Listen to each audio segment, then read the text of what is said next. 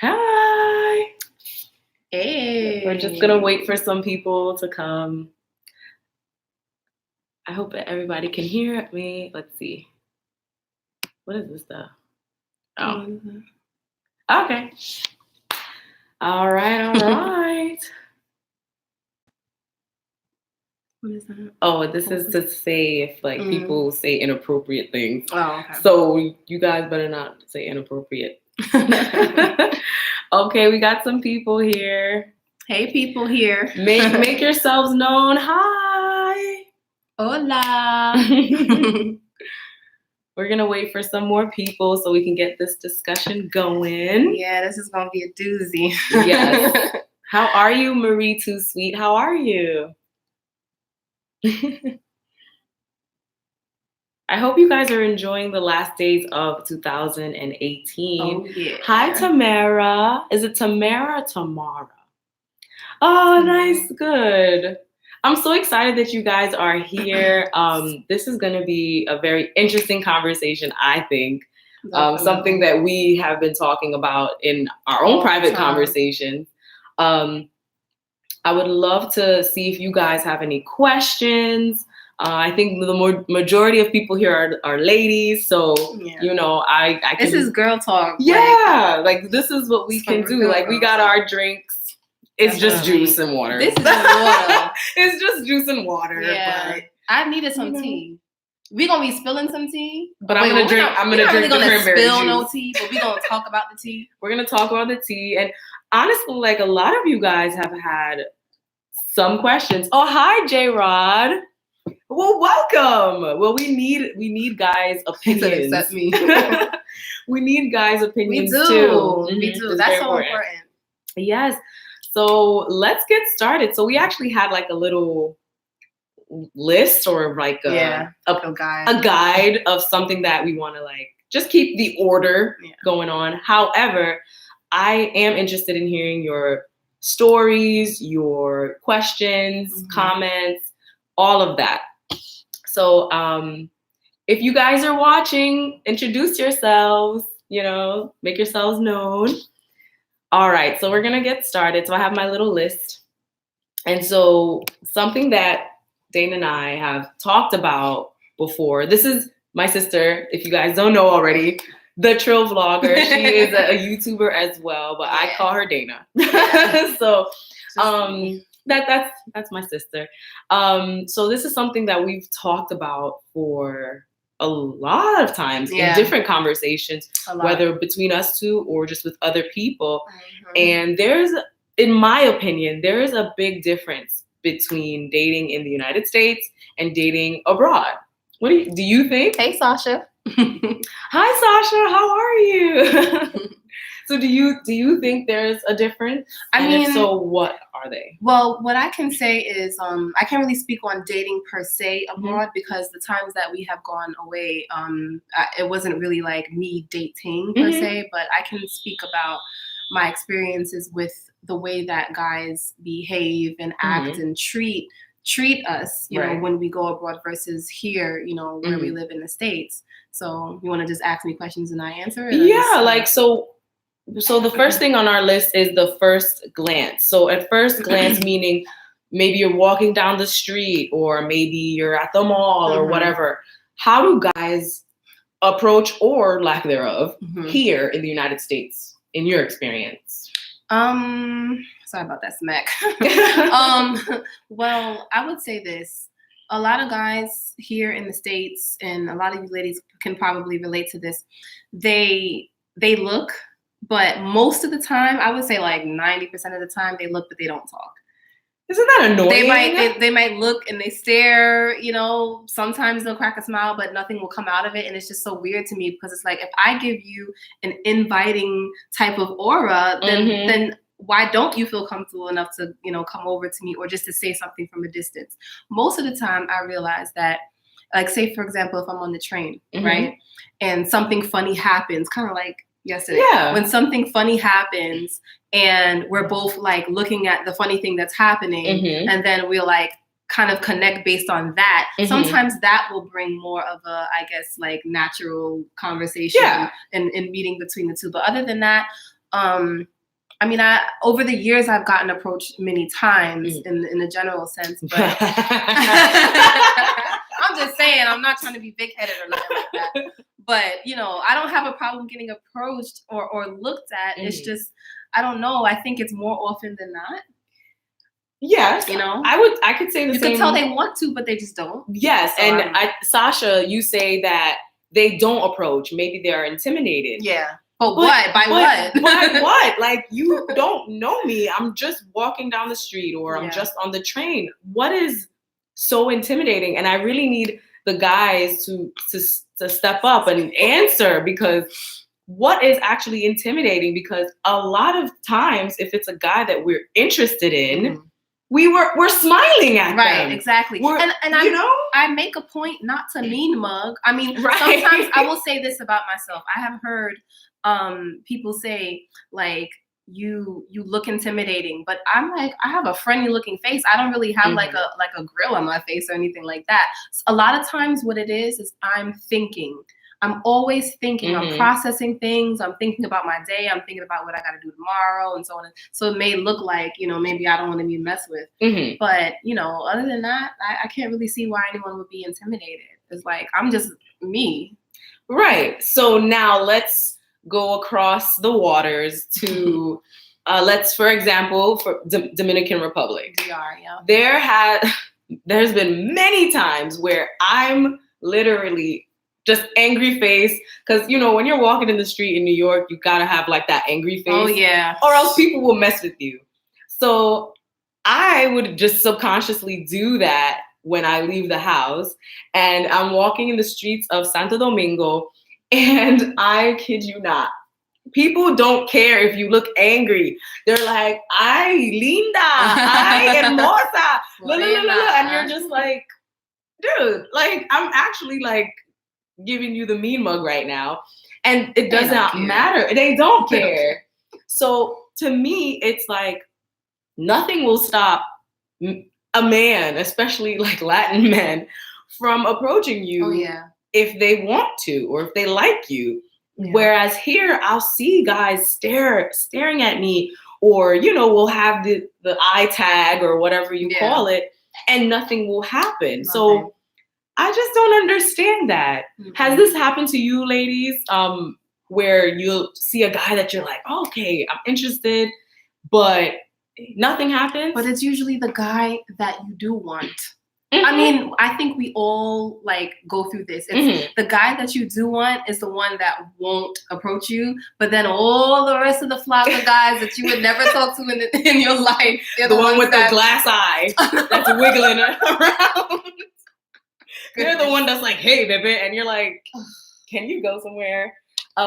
It's J-Rod says, I think it's a big difference. I met my girlfriend in DR. I noticed that they are more direct with their intentions. And in America, people tend to beat around the bush. Oh, yeah. That's spot on. True. Yes. And you know what? I want to add to what he just said, to piggyback off what he said, right? I think that men overseas, like abroad, they have like a different type of attitude when it comes to relationships, period. They don't run from the idea of having a relationship or having a woman, a girlfriend, or whatever you want to call it. It's like, to them, it's like sort of, I don't know if this is the right term, but like sort of a badge of honor, or like something to be proud of. Yeah. It's not something to be ashamed of. Like, love is a good thing there. Here, it's totally the opposite. Men tend to run away. Like, look at wedding receptions when the woman throws, or is it the guy who throws the garter? I think it's the husband, right? I don't know, but somebody throwing something. And look what the men do. They run for the hills. They're like, no, don't want that to be me next year. The girls are like, bitch, move. Yeah, like all the women are like, I want this bouquet. Like, you know. But with the men, they're running away. But in other countries, it's not like that, especially Latin countries. Just like you said, it's like how well you romance a woman is the bigger man you are. Yeah. And that's crazy, because men here do not think like that. No. And I think that is like preposterous, honestly. Yeah. So I do think that there is a mindset difference when it comes to men in the United States versus men in other countries. What about women? Have you noticed the difference between, because I know we have some men here, have you noticed differences between American women versus like women from the different countries you visited? Well, I mean, yes, but I can't say in terms of the interactions with men, because I'm going to be honest, I didn't really like zoom in on how women interact. I don't think we really got to see that. But in terms of just, I don't know, like their nature and their essence, I think there is a difference. And, you know, I'm going to be totally honest. I do understand. I'm not saying it should be a sweeping statement for all of us American women, but I do kind of understand where men are coming from when they say like foreign women are quote unquote better or whatever. Like their attitudes are different. Yeah. I would say that at least in New York City, it's just a certain type of like essence that a New York chick has, you know, a chick from Brooklyn or whatever the case may be. It's like they kind of have this harshness about them. But I didn't see that when we were, you know, in other, not other states, but in other countries. Right. I think they're kind of more in tune maybe with their femininity, or they're just kind of more mild, like more relaxed. Yeah. It's just, I don't know, the energy is just a little bit different. I did notice that too. I noticed that the women are, I don't know if this is going to offend anyone, but a lot of, especially like in Colombia, a lot of the women are very like nurturing. It's like as soon as you put one pinky toe in their house, it's like, food, you need food, here you go. And you're just like, oh, wow. Like, okay. Well, I mean, I think so, but I will say this. It's very much so not only a Southern custom, but also like it's just a general Caribbean thing. Like just the hospitality is just there. It's just on point. I was raised that way. If you have company, you got to have something to offer them. Like at least a beverage, at least a snack, if not a whole meal. But a lot of times, like most, you know, it's a whole platter. They're going to shove food right down your throat. They don't even ask. Right. But like, I've noticed that our generation, that's not really a thing here in the United States. Women don't even cook nowadays. Women don't even cook, and they say that's a badge of honor. I don't know. But how? I think you guys need to be cooking. I mean, I'm not saying ladies women need to cook are the only ones to cook. I'm not saying that. What I'm saying is, like, just as how we want men to be providers, we need to be providers in a different way. Definitely. You know, providing that food in that stomach. Like, we have to. So they say a way to a man's heart is through his stomach. And I just think that's a good quality to have, even if it's not for a man. Right. You just need to know how to cook so you can like eat. You know, that's important. I had to learn how to cook because I like to eat, but I don't know anything about not eating. So I have no experience in that department. Right, so exactly. I had to learn how to make some chicken, make some mac and cheese, some collard greens. So, no, but it's very true. So you touched on something, the femininity. Yeah. Now, there was a video that I was able to do with one of my awesome friends and subscribers. Her name is Chanelle. We did a great video on, I know she's awesome. We did a great video about the American women versus the women that are in Colombia. Yeah. And I related it to how salsa, the dance of salsa. I remember that. It was such a great metaphor because in salsa, you kind of you're there and a man will ask you to dance and you accept or you deny. Yeah. And if you accept, he will lead the dance throughout the whole song. Yeah. And it will be a beautiful art, you know, where he's leading, you're following, but yet the audience sees this beautiful movement. Yeah. So I like to metaphorically equate it to how relationships should work. Life, yeah. He should approach you. You can accept or deny. And if you accept, you then have this beautiful motion of a relationship together that he's leading and you're deciding to follow. You know, that brings me, I don't want to interrupt your point. That brings me to an important question. And I can ask the audience this too, men and women. what about women approaching men? Is it wrong? Is it something that should never happen? Is it something that can happen just depending on how it's done and the manner it's done? What do you guys think about that? I'm very curious. Actually, I think that's a great question. And if you have any stories to share of a woman approaching you and it went well or it went horribly wrong, I would like to know too. Most guys that I have like talked about this with, they don't really like that. A lot of guys don't like it. They don't like but it. Some guys say they do like it, but they are very specific in talking about in what ways they like it. Yeah. So a lot of guys believe that women always make the first move because we smile or we'll make like a little joke or something. So maybe we do make the first move. Like, what do you guys think? Yeah. So let's see. I wanted to. Yes, Fernando. I think that is traditional ways. I agree. Yeah, I agree. I think the traditional way is better, only because now you guys. That's all I really know. That's the only thing that I actually know. So like traditional is there is a flow to it. There's something that you can expect or not expect, and you can move according to that. Marie says, I think it can happen. Women should be able to approach a man that she's interested in. Yeah. I agree. I think she should have the right to if she wants to. I agree. However, should we read into signs? Because we need to see if he's interested in us. Yeah. You know, it's not a good look if he's completely oblivious to your existence and you're just like, you know what, I'm about to go and get this man. I don't know. I don't want to approach a guy that has no interest in me. Yeah. You know? That's not like my thing either. Or should she wait for some other woman to pick him up? Well, I mean, no, I don't think so. That's He's crazy. A good man. That's crazy because some years ago, there was this girl on YouTube. I was watching one of her videos, and she specifically spoke about this. And she had been married and divorced, and I guess went through that, she's been through every stage. And she did say something about like, I believe that women should approach men. I believe that, if you want him, you need to go get him before somebody else does.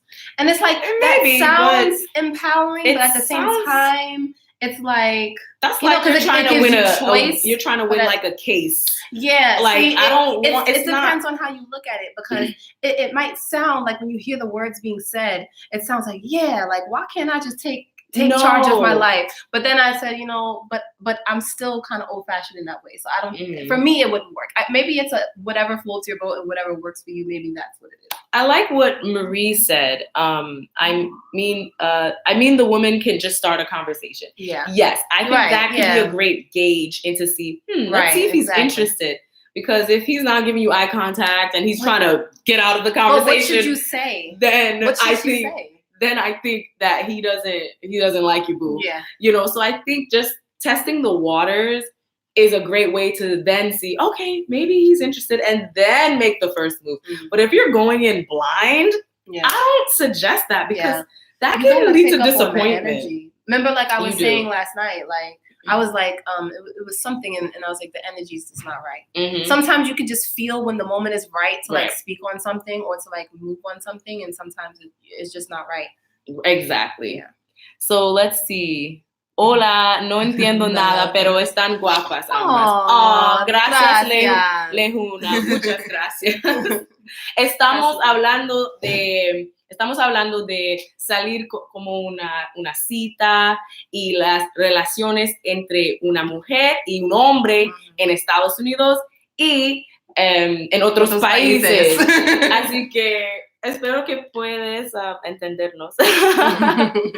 Let's see. Fernando says, body language talks by itself.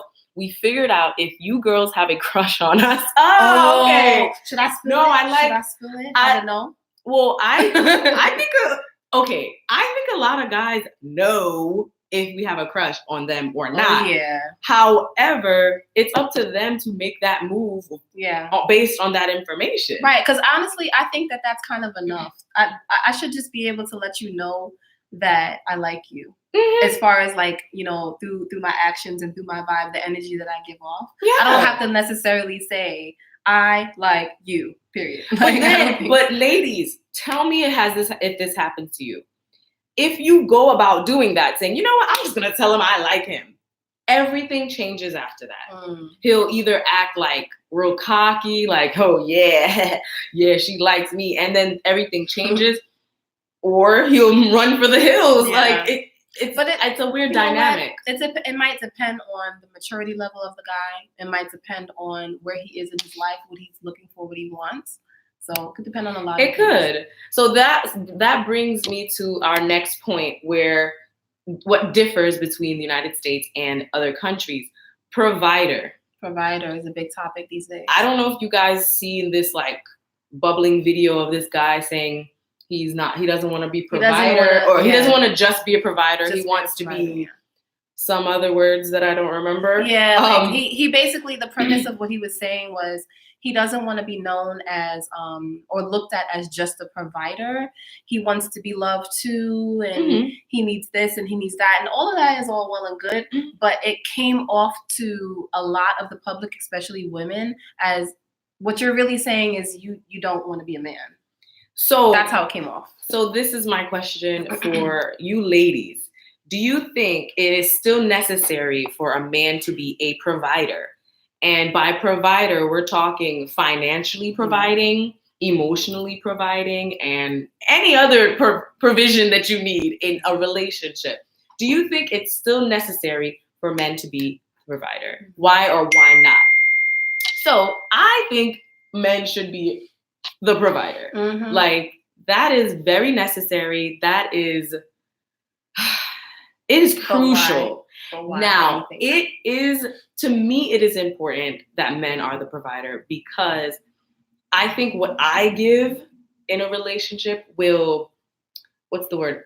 Not counter, but I was thinking compliment. Compliment him. It's just different ways of providing. Yes, and like I said earlier, I think women provide in other ways, but we need both energies to be masculine and feminine for this to work. You know, something that I've noticed abroad is, I'm sorry, but a lot of men are manly out there. They're manly. In Colombia, men are men. Alpha. They're a man's True man. alphas. They don't want to hear about your makeup. They don't want to hear about your shopping. They're just like, listen, whatever. If you had a good day, then we're good.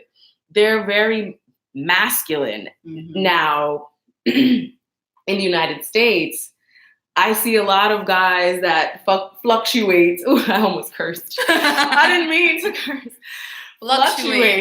Fluctuate between sort of masculine and sort of not. And I'm not into that. Maybe other women are, but not me. So I don't know if I need the total opposite of me. Like, I need to be able to feel like a woman around you. You know what I'm saying? Like, it's enough that I'm pretty much like, you know, taking care of self, making it happen. You know what I'm saying? It's like that, even though I'm a feminine woman, that rush, take care of, hustle type of, you know, thing. It just, it kind of brings that masculine energy out. And so I need a guy that's going to let me just chill. Like, yes. And for him to just say, you know what, I got everything, and not just financially, I'm not even just talking about that, but making it easier on you so that the relationship can flow. And because if I'm less stressed, I'm going to be able to give my best self to you. Exactly. That's what it is. I'm seeing some comments here. So Sasha says, yes, a man should be a provider because it makes us feel safe. We do provide in other ways. Yes, we want to. Sasha, that was well said. And I agree. There's another comment right here by Camille. I hope I said that right. Camille says, hola, I'm married, so I say yes to the provider question. I'm traditional, though, in some regards. I also help to provide. Right, and that's fine. And the thing is, I think we provide because we just love our man. Right. Like, it's like, okay, let me pick up the slack today because he's tired. Yep. Like, that's a lot of motivation. Because I'm gonna be honest with you, when it's just me, right? Except for when I'm cooking for you, sis. Better. When it's just me, I will definitely go and just have like a peanut butter jelly sandwich for dinner. Okay. I don't get motivated sometimes to like actually cook and do certain things unless I know that I'm doing it for someone else. You know, so if I have like a man around and, you know, I know that he needs that too, it's like, all right, I'm gonna do it because I know that, you know, I'm gonna let you, you know, you work hard, you know, take a load off, I'll take care of this. You take care of me, I take care of you. So what about the opposite here in the United States? The provider. Oh, it's 50-50 world now. I see the 50-50 committee. Ooh, I just made a thing. The 50-50 committee is so rampant in this country. The 50-50 brigade. And I'm not here for it. I know this is gonna sound really bad, but if I am just trying to see where you are and gauge if I like you or not, and you're totally into me, I'm sorry, but you have to impress me. Because it is up to you if this is going to work. Because I'm just going to sit back and see, okay, is he a man of his word? Is he handsome? Is he funny? Is personality? You got to. You know, is he smart? Is he a hard worker? So I'm really just trying to gauge where you're at. However, you're trying to impress me. So why am I pulling out my wallet? I don't do that whole fake. And it's not that I can't pay for my food. Like I hope that men don't see that in a weird way. Let's ask them. Well, let me know, guys. if are you part of the 50-50 committee? Cause let me know. Does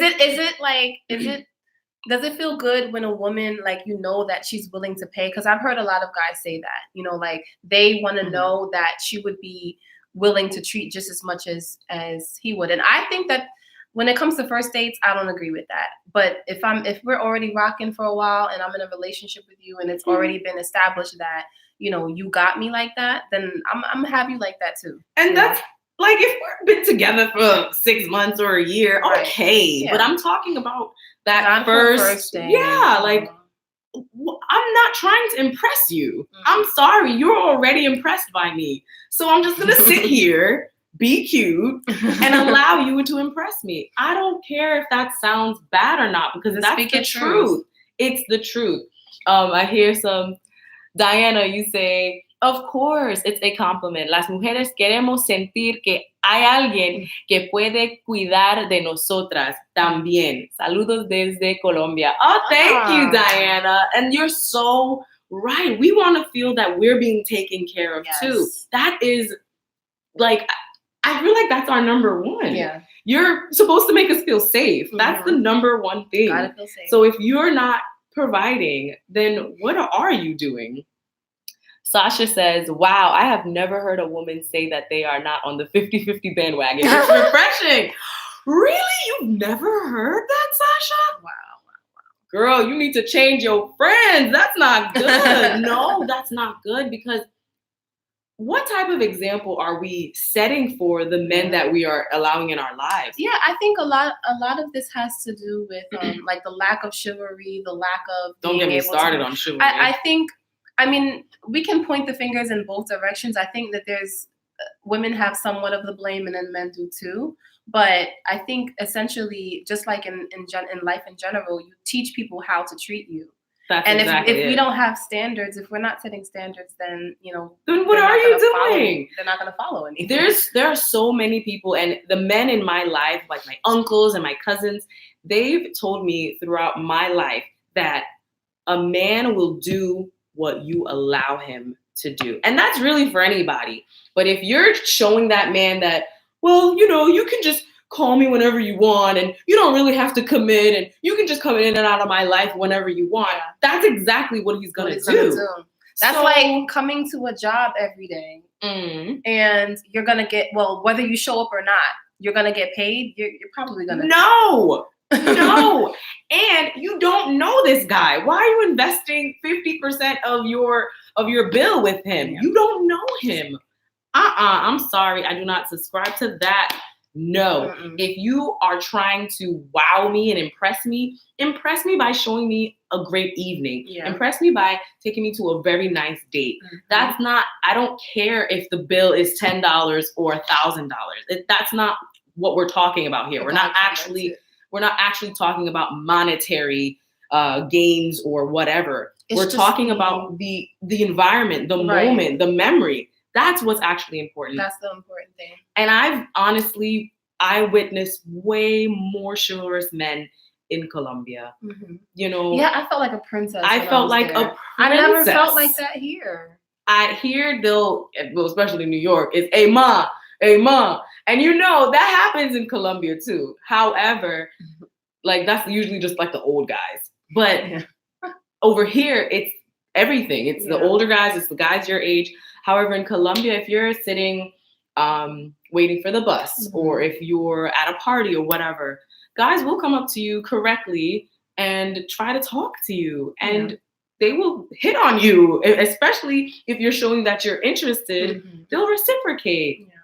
So I don't know. I really want American men to step up in that regard, because I don't know if I really like that. I actually really don't like it.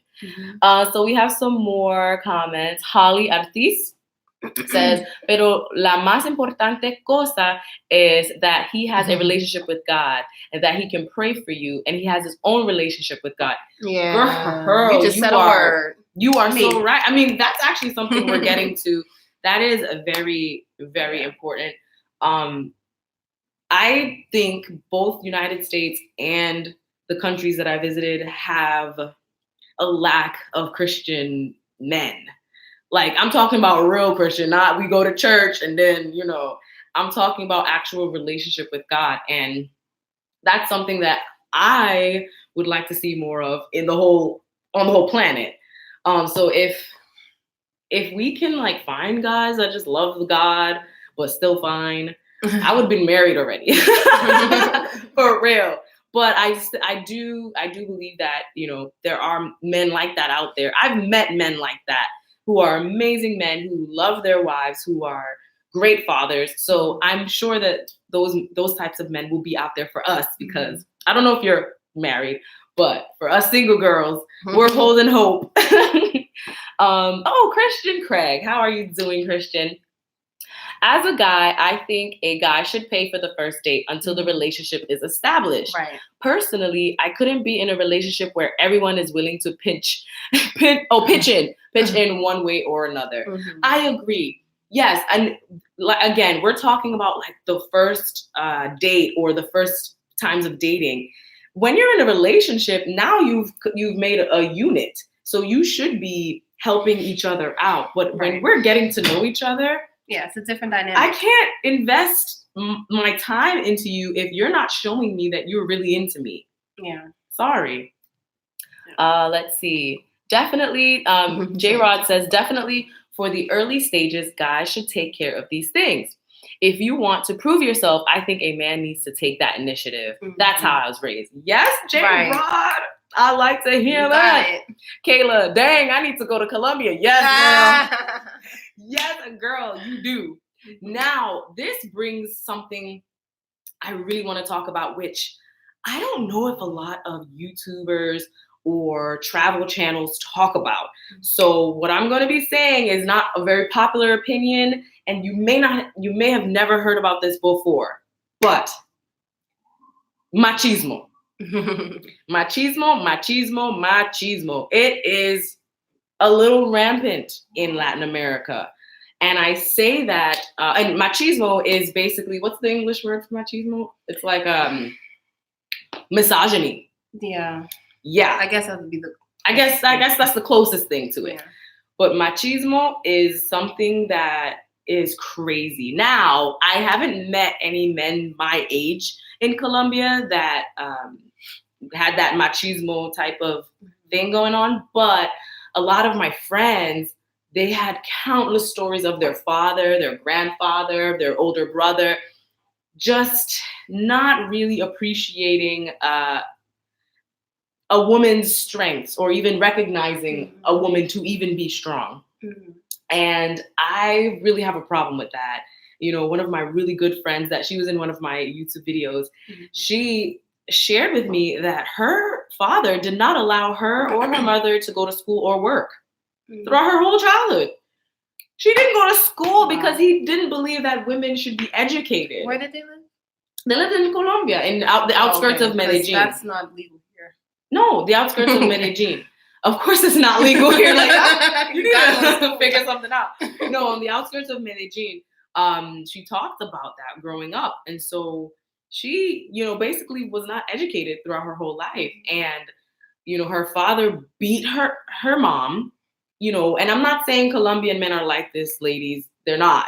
However, this is something that is not too far in their past. A lot of people's fathers are like this. Not everybody, please. Not everybody.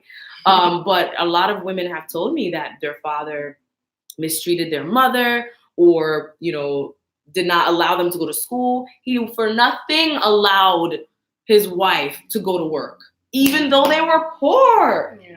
They were so poor. They were living on those houses with like the stilts.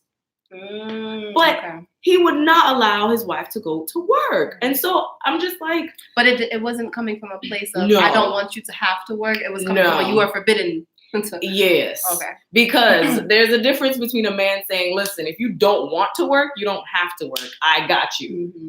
But if it's like, woman, you need to stay in the house barefoot and pregnant and cooking all the time. There's a difference. And a lot of the older men believe that. Mm-hmm. And they treated women like that. And that's so wrong. Oh my gosh. Yeah. Have you guys heard of machismo? Is this the first time you're hearing about it? I know there's a lot of videos on YouTube that talk about like misogyny and stuff. Mm-hmm. And I'm sure that exists. I've never experienced it here in the United States. But y'all, in Colombia, it is. And even with the older men, you can see how they approach you.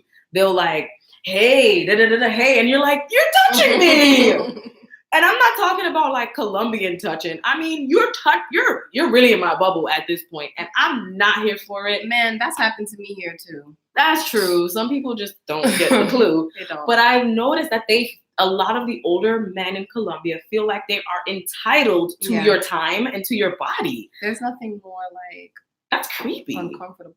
It's very creepy. Let me read some more comments, guys. I'm sorry, you guys are fast with the fingers.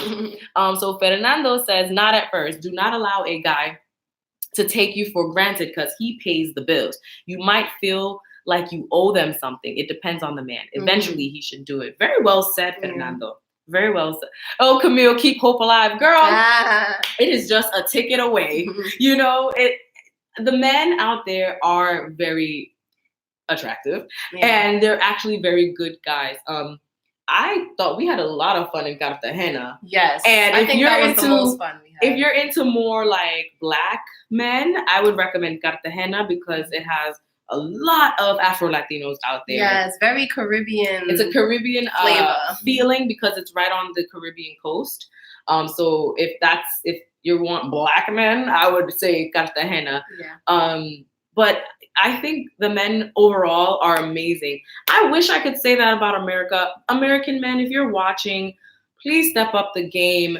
But I'm not going to lie. I do think American women, we got to step up the game too. Yeah, guys, I want you guys to comment. What do you think American women should improve on when it comes to the dating world? I would love to hear your opinions. Or do you think American women are perfect and we have nothing that we need to work on? Let me know what you think. I don't think you'll see that. So Sasha asks, are the men in PR and DR the same way like in Colombia, or is it different? I would say similar. Similar, yeah. I would say similar. I think in Dominican Republic, they're way more aggressive. My opinion. Let me think about that for a second. I think they're very aggressive in DR. So if you're a woman that cannot take that aggression, you'll probably end up feeling offended. There's good aggression and then there's bad aggression. The good aggression makes you feel wanted and desired. The bad aggression makes you feel like a piece of meat. They're not, for the most part, they're not like stalking you or anything.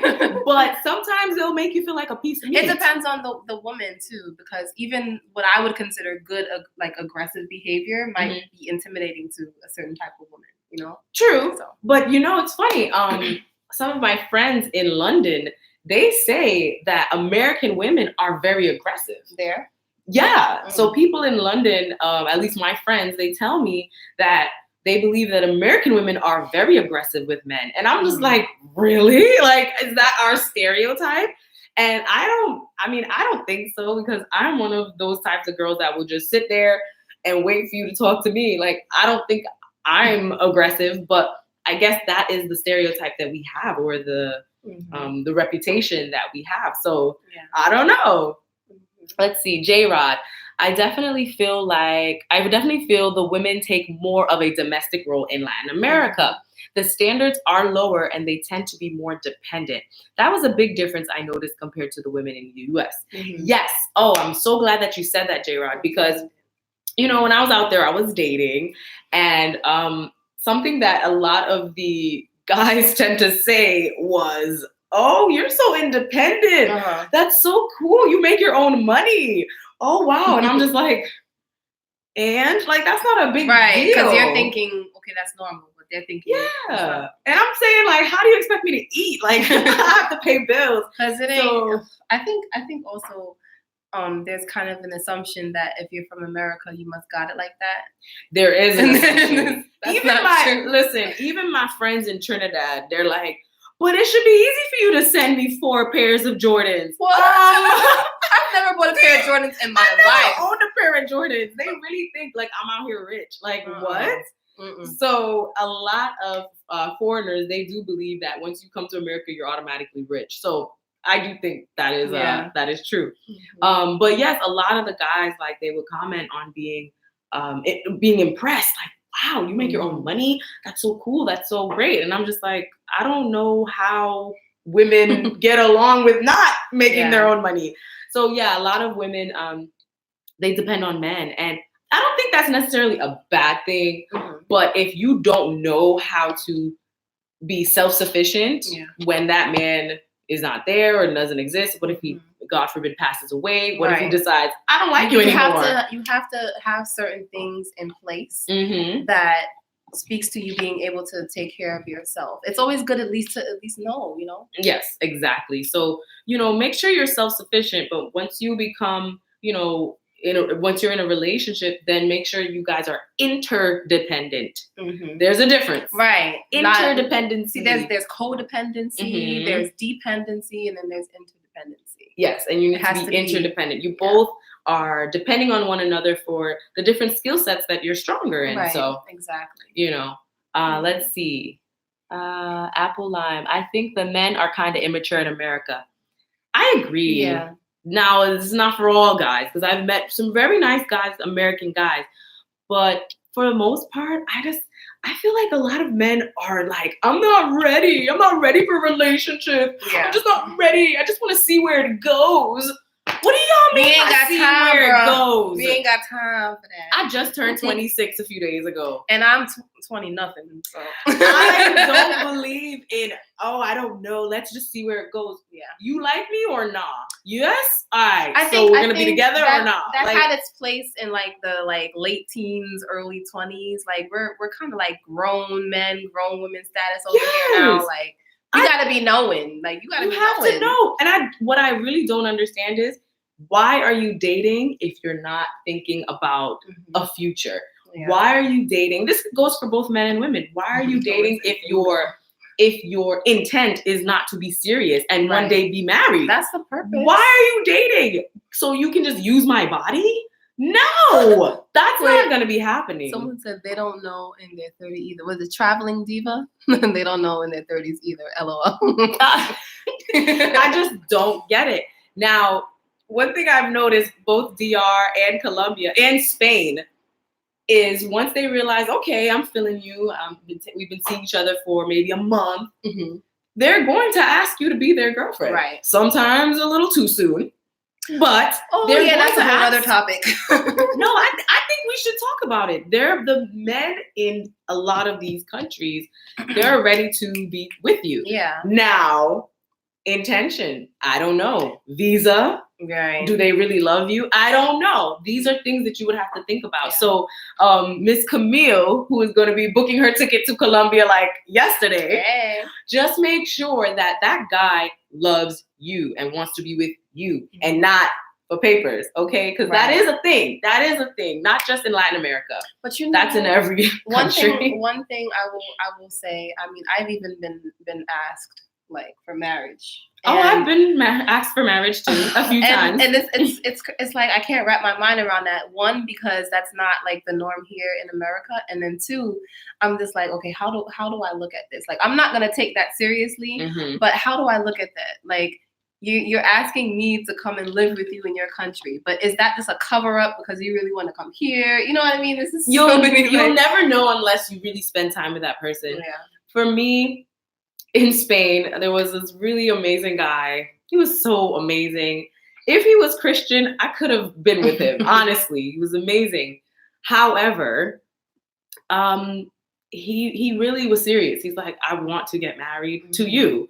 And I don't have any intention of moving to America. I want you to move here, and I want to be with you here. And I'm just like, I have never been asked seriously to be married. Like, it was the craziest experience because I'm sitting here watching this man like in love, and I'm just like, oh my gosh, this is a for real. This is a for real thing. So, ladies, if you're not finding luck here in the United States, it can happen abroad. However, just be cautious because there are some scammers out there that just want them papers. So just keep that in mind. Yeah, I've heard horror stories and it's not pretty. Let's see. Traveling divas know the men are just not very progressive or mature, and they are less motivated to make progress in life than the women. That's a great topic because it is a big talk. There's a big talk about like women always like kind of having more than Canadian men. Queen horror stories. Horror stories. I just saw. I'm telling you. No, but you're right. And why are American men, not all, I feel like I have to say that all the time. Let's just say many. Why are many American men not prepared for life? Yeah. You're in your 30s. Yeah. You need to know how to file your taxes. You need to know how to make up your bed. You need to know these important little things, these little details. And they're 30, 35, 40 talking about I'm not ready for marriage. And it's like, when are you going to be ready? It's like all those self-sufficient type of things I've been doing since I was a teenager. So why is it that you're a grown man and you don't know how to? I just don't get it. However, like, I do believe that a lot of Black American men are doing much better, but a lot of Black Colombian men and Black Dominican men are doing the damn thing. Like I was dating a software developer for one of the biggest companies in Colombia. Yeah. Like, and he's Black and he's tall and he's so cute. Oh gosh, she's going into another direction. He's so cute. But no, like what? And even though Black people in these countries are normally the poorest, sadly, the poorest people, there are some triumphs. There are some triumphant stories that are in these countries. So women, they're out there. Book your ticket. Let's read some more. Let's see. Oh, MJ Gutierrez. Hola. Hey. Let's see. MJ en la casa. Hey. Holly says, exactamente, I am married. Just celebrated a year. Congratulations. Happy anniversary. Fernando says, rule of thumb. Date when you are looking for a permanent partner. Fernando! Yes. Otherwise, what's the point? You intend into marriage or to marry and settle down for good. Yes. Please, can you scream it louder for the men in the back? Because they need to hear this. Yeah. They need to hear this word that you just said. Let's see. Camille. Keep the hope alive was for y'all. I was married. Oh, I'm sorry, Mrs. You were Mrs. Coleman. Okay. Well, you need to be sharing some secrets for us. Like, give me some tips, Let's see. Okay, bye, MJ. Let's see. Apple Lime. The thing about Latin men, I just don't know. No offense. But some will do anything for a green card. Ooh. I'm like I said, I've just heard horror stories. So you have to be careful because just like in any type of, relationship, people can take advantage of other people, whether it's for green card, whether it's for your body or your money or whatever. So you always have to ten cuidado, always. Let's see. I know this happens in America too, but what are your thoughts on men in Latin America having multiple women? Because I noticed that was very common there. I noticed that too. I was just like, listen, I'm a monogamous type of woman, so I'm gonna need you to be a monogamous type of man. A lot of men, like I said earlier, a lot of Latin men tend to rate their manliness on their masculinity. I know. Masculinity or whatever, on the ability of how they can romance a woman. Right. So, like, if a man were to just give you flowers and make you feel beautiful, make you feel loved. Just give me food. Or give you food, he feels good about himself, which I think is normal. I think men talk about, they like that. Mm-hmm. Now, if they do it to multiple women, they feel even better. Right. So not all Latin men are like this. I mean, I kind of get it. I get the logic. Like, if I could give to all these women like things that they need, then I must be really manly, and I'm a provider times 10. I get the logic. However, I don't agree. Like, if you're dating someone exclusively, be exclusive. If not, then be single. Like, why is that so hard? Sasha, food is fine.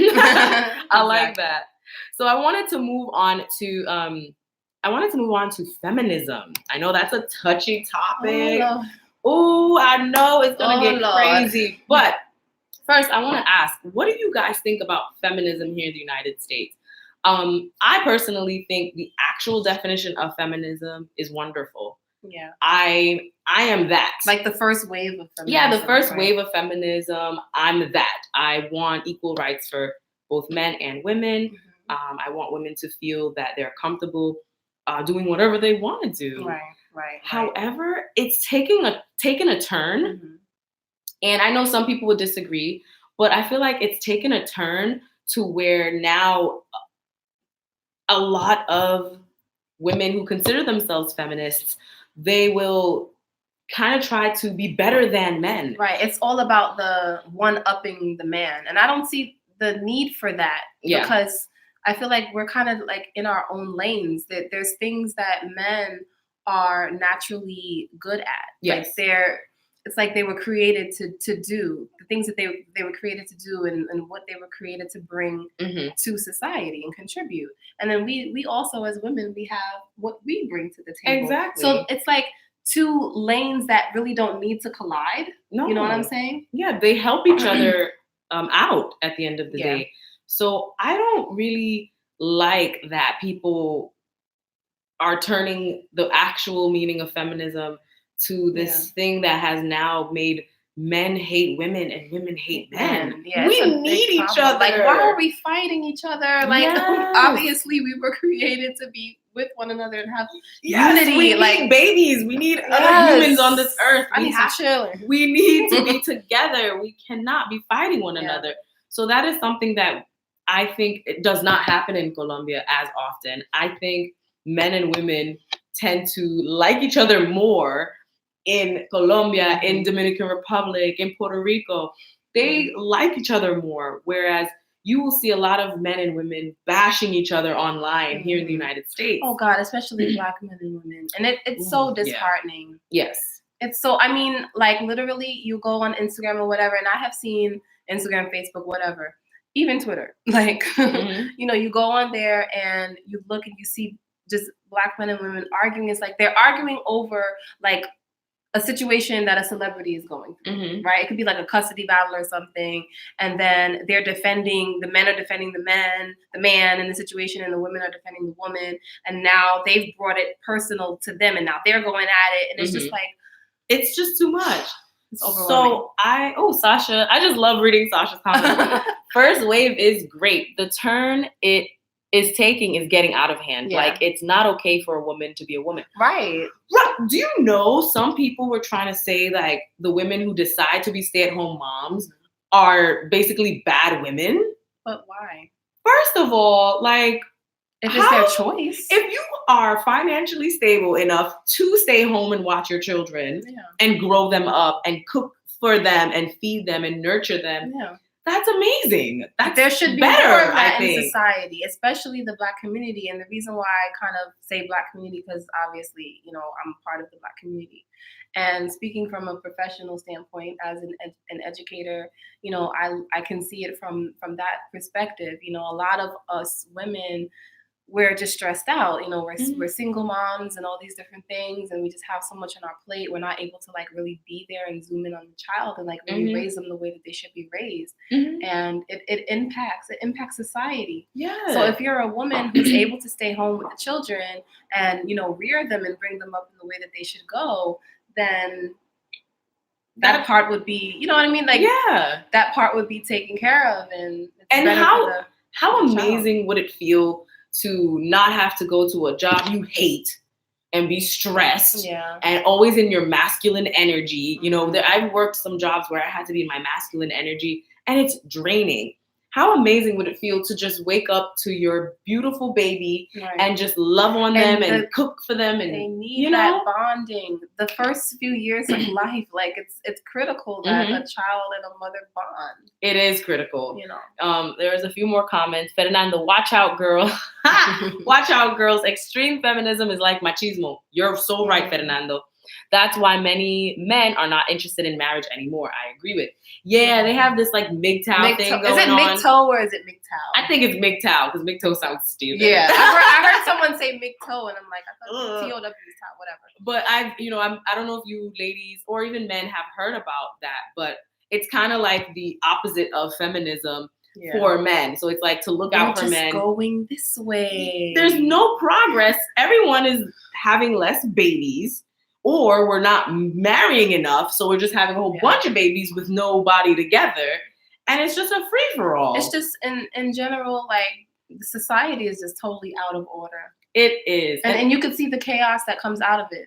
And I'm not saying that living abroad is just better and you should just pack your stuff out and move. I'm not saying that. However, I see more traditional ways of life abroad.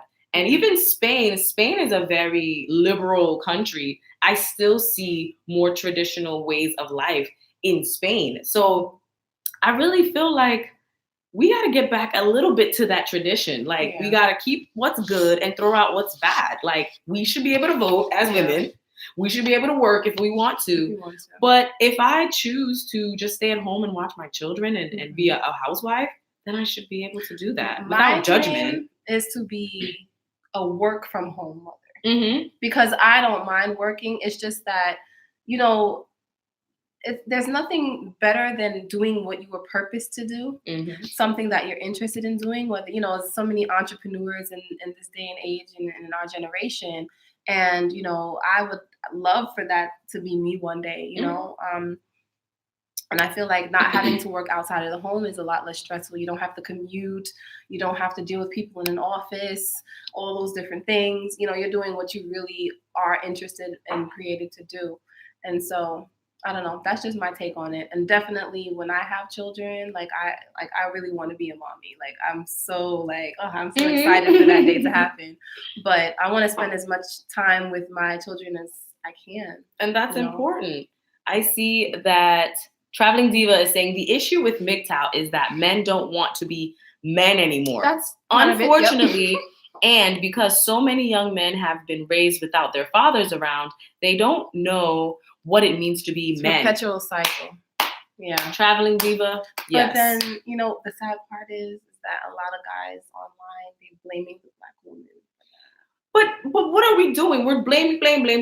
Like let's just love each other, date, get married, have babies, and live our lives. That could be a whole separate video on the faults that women have and the faults that men have. We can, like I said earlier, you can point the finger in both directions, just in different ways. So to me, it makes absolutely no sense to sit and argue about it, because all that energy that you're emitting about arguing, it's like, it's unproductive to me. It's like, just a bunch of hot air. Say, you know what? We both have our flaws. We both have our faults. How can we come to solution? Exactly. I have become, over the last several years of my life, a more solution, like instead of focusing on the problem, focus on solutions. That makes so much more sense. Yes, and you get what you want faster. Yeah. I see. Oh, hi, Shamonique. Hi, how are you? We love you. Oh, I love you too. Traveling's even only were that simple. Yeah. A lot of young ladies don't know their roles either, to be fair. Yeah. Yeah, that's actually the next thing we're going to be talking about, gender roles. So that's kind of just to piggyback off of what we were just talking about. Gender roles. How do you guys feel about gender roles? Should we destroy gender roles? Why are we calling it gender roles? I personally don't like that term. I just can't figure out another way to there's no other way to say it. But should we completely destroy gender roles? I see gender roles playing a big, important part abroad. But in Spain, gender roles are a little different, or it's not really gender roles. Not really reversed. So my au pair experience was very interesting. The mother, she worked in a very popular pharmaceutical company in Madrid, and she made more money. And the father, he actually worked at home more times than not. So he had more access to the children. Right. And he liked to cook, and she hated cooking. So he did the majority of cooking. And so, me being, new in their home and also still learning Spanish, I asked them, why is it this way? And she was always saying, because women, we have power. And, she was always like, very amped up with that. So apparently, like, that is something that is growing in Spain. Not just her, but her friends are like that too. Whenever we took trips to their homes, a lot of the men would be cooking, or at least helping the wife, or washing the dishes, or cleaning the house. And I thought that was so cool. Yeah. I think they say men are the best cooks. I think so, only because, like, in Trinidad, in my family, most of the men, they cook. And the women cook too, don't get me wrong. But most of the men, they do cook. And, man, they make some good food. Oh, my gosh. There's nothing more attractive than a man that can cook. Exactly. So. And that is actually something very popular in Trinidad too. The men, first of all, a lot of American men our age don't know how to cook. That's sad. You need to learn how to cook. Can't even boil a hot dog.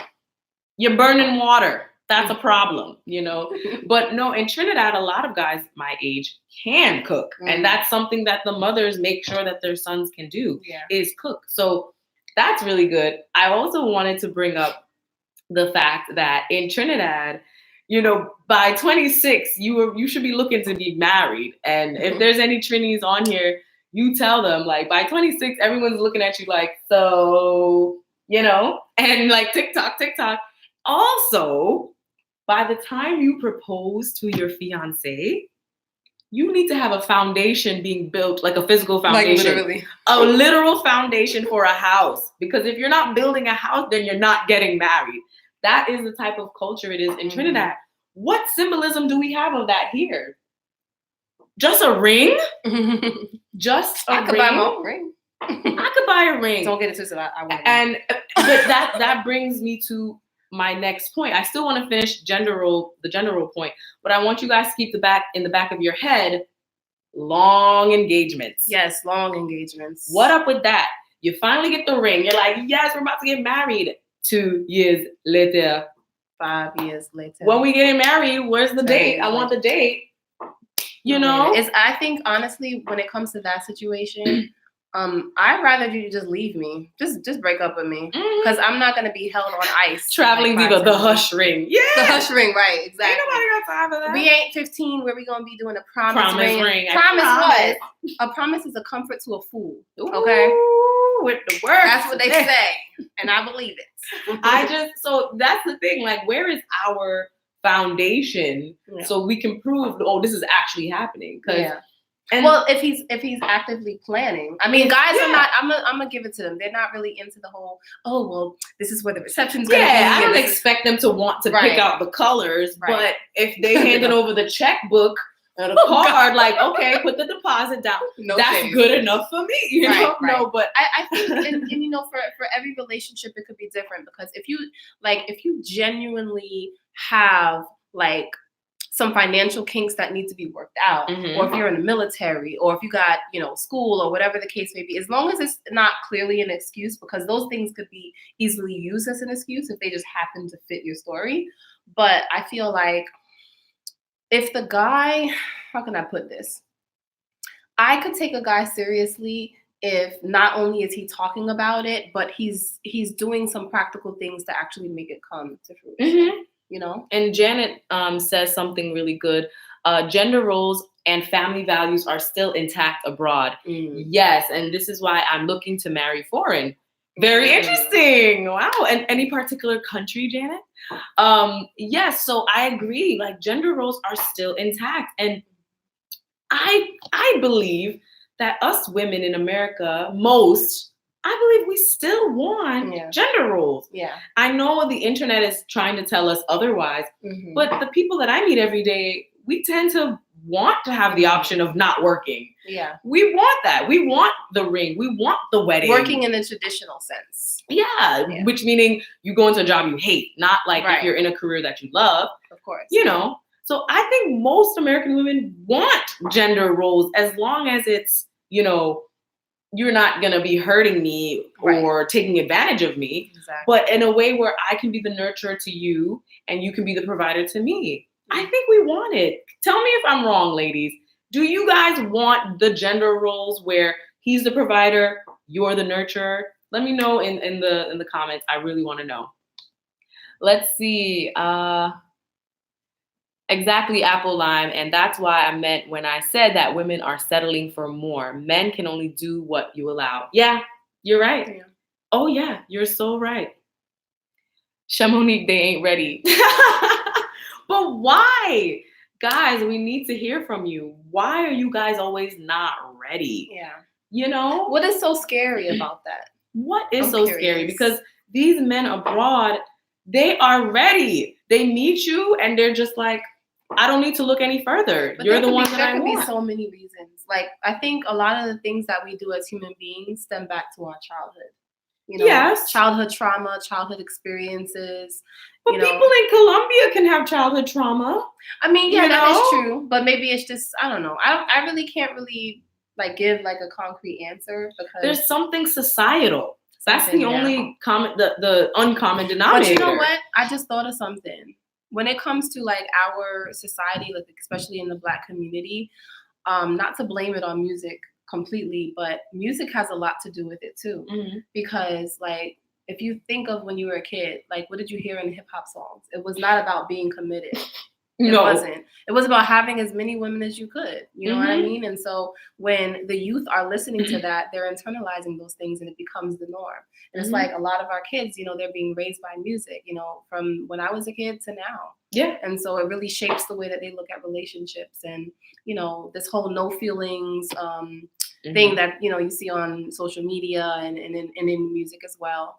It has a lot to do with it. So I think it's just a lot of different things coming from different angles that really do impact the way that people think and behave. And also, if you listen to music in Spanish, well, obviously, reggaeton is kind of the same message as hip hop. Right. But music like salsa, bachata, music like that, it's very romantic or very conscious. Yeah. So they're not talking about, hey, girl, back that thing up. They're not talking about that. They're talking about how this woman is the love of my life. This woman is so beautiful. I want to marry her. That's what the lyrics are about. So it could be that the music does influence the society. Look at our parents' music. From like our grandparents' music, our parents' music, like if you listen to songs like Earth, Wind, and Fire and the Temptations and all those people, like everything was about love. Even when it was a song about sex, it was still like done in a tasteful way. It had like a certain essence to it. It was like the love of a woman, the love for a woman. Yes. So I really think that has something to do with our society. I like hip hop, but where it has turned to is so bad. But the message has been bad for many years. The music was better. Bad. It sounded better, but the message was really bad. It was always a bad message. However, it's way worse now. Yeah. And also, women, what are we doing when we hear that? We're not offended. It ain't talking about me. We're not offended. We're dancing along with it. And a lot of times, even female rappers, they put on this over-sexualized, thing or facade, or maybe that's what they say. How they sex really sells, are. but crack sells too. Don't make it good. It's just not okay. So then, men in the United States society, they will automatically see you as a sexual object. Yeah. Now, I'm not saying that men abroad don't see you as sexual objects, because in my experience with Latin men, they tend to do the same thing. However, their approach is so different. Mm-hmm. It's so different than how a lot of American men will approach you. Yeah. So I don't know. I think we may need to change what we listen to. Mm-hmm. And as a society, we have to reject things that promote misogyny. That's actual misogyny. We should not be bending to your all desires and needs. And I have to keep it real. Like you were saying, like, what are we doing when it comes to the music? Like, you think back to your childhood, you hear that song. As a kid, it didn't affect you because you were only a kid, but it's like you already like it and it's hard to unlike it, but the message is bad and you're like, I shouldn't support this, I shouldn't listen to it. So it's like that whole confusing thing. It's difficult, and you're going to have to decide what you want to do in your life, but you can't say that it's not affecting you and affecting those around you. Because if a man is saying, hey, ma, and you're just like, hey, that's bad. Because now you just accepted that. Yeah. If a man tells me that, I ignore him. No man is going to be getting my attention that way. Sorry, like, I'm a person. You're gonna have to try to address me as a person. Just say, it's not hard to just say, hey, miss. You can say, hey, miss. You can stir up a conversation, but hey, ma is not the way. So American guys, you guys gotta stop that. And we mean American as in not just, like American, but like born here American, even if your parents are from somewhere else. Yeah, like Americanized also. Right? Yeah, of course, definitely. Mm-hmm. Let's see. Oh, so Janet, Latin America or Africa? Ooh, so I'm so glad that you brought up Africa. I wanted to actually say an experience that I had in Ghana. It was so cool. So I met a beautiful couple. They were engaged. They were the woman. She was from Gabon, and he was from Ivory Coast. Beautiful couple. They're just engaged, and we were going to different photo shoots of mine, and they were accompanying. I think he worked in fashion or whatever. Mm-hmm. So I noticed that every time we left the taxi, she would always take out the money and pay. Mm-hmm. So I'm just like, and they spoke French to one another, so I never knew what they were saying. Mm-hmm. But I was just like, why is she paying for the taxi? I'm like, this is so wrong. And so I asked him, I said, why do you allow your fiance to pay all the time? Like, I know it sounds bad, but I'm just like, why is she paying? Like, shouldn't you at least chip in a little? He says she's not paying. He gives her all of the money. I was thinking that. He gives her all of the money, and she controls the money. And he said that that's actually a very, a lot of African countries, that is the tradition. Right. That the women just control the money. The man gets his check and gives it to her. She divvies out everything that needs to be separated and paid and everything. Because, we were responsible anyway. Don't, because these men will come out here yelling like, what? You see? Just jokes. These feminists. I'm far from that. They think all women are feminists for some reason. No. But anyway, so I thought that was interesting. Has any of you heard that before? Because that was the first time I've ever witnessed something like that. So I thought that was so cool that it is tradition in a lot of African countries that you giving me your whole paycheck? What? But that also shows trust. That I trust my woman to make sure that everything in the household is handled. Yeah. And that is a beautiful thing. And that's where that complementary energy comes from. Yeah. I provide to you, you provide a safe and comfortable home for me. Yeah, those things are important. Yeah. Let's read some comments. J-Rod says they don't want to settle for one person. What are you referring to, J-Rod? I think that was the question I might have asked, why, what is the big deal with, like commitment? Okay. Like that. That's true. But I mean, a lot of men have shared, at least from videos that I've seen, that they have problems with variety. Like, if there was only one woman on earth, they would be fine. Mm-hmm. But because there are many women of different races and heights and sizes, it's just very difficult for them to... Yeah, you're not going to find everything in one person, But you have to be able to make, sacrifices for certain things. Of course, you can't go around cheating. I'm sorry. You just can't. Go around. You just can't do that. Let's see. Fernando says, you girls should look for a man of values and godly precepts. Do not lower your standard. Not complying to this compromise the chance to find the right one. That's very true. Yeah. Traveling Diva, you seem very shocked about that. That was something very shocking to me too. Let's see. Chamonix says, nope, but we need that in America. But with Chamonix, if we try to tell men that, they will have World War III up in here. They don't want that. Traveling Diva says, my American ex-husband used to do that. Unfortunately, he had some issues that couldn't be resolved, which caused our divorce. Oh, I'm sorry to hear that. I'm very sorry to hear that. Apple Lime says, this is random, but in Germany, most men just pay their half. It's just the culture. Really? Listen, I can't do that. Okay. Not if we are just starting out. Yeah. If you're trying to show me your interest for me, I shouldn't be doing that. Yeah. I should just be giving you my time. Mm-hmm. As the relationship progresses and we decide that we are serious, then I can invest monetarily into you. But until then, I've only done that when I was in a long-term relationship. Yeah. It's already established. It's like, it's okay, but I got it.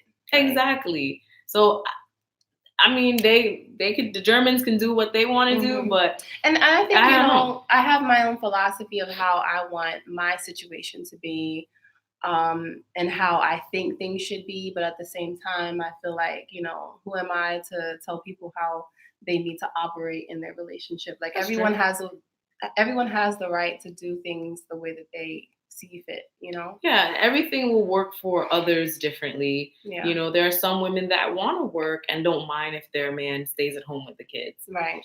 I personally can't see that happening for me. However, there are some women that would like that or wouldn't mind that. So everything that we're saying is not a one size fits all. Mm-hmm. But I think it is really cool to know how people from other countries live or how they go about with their dating life.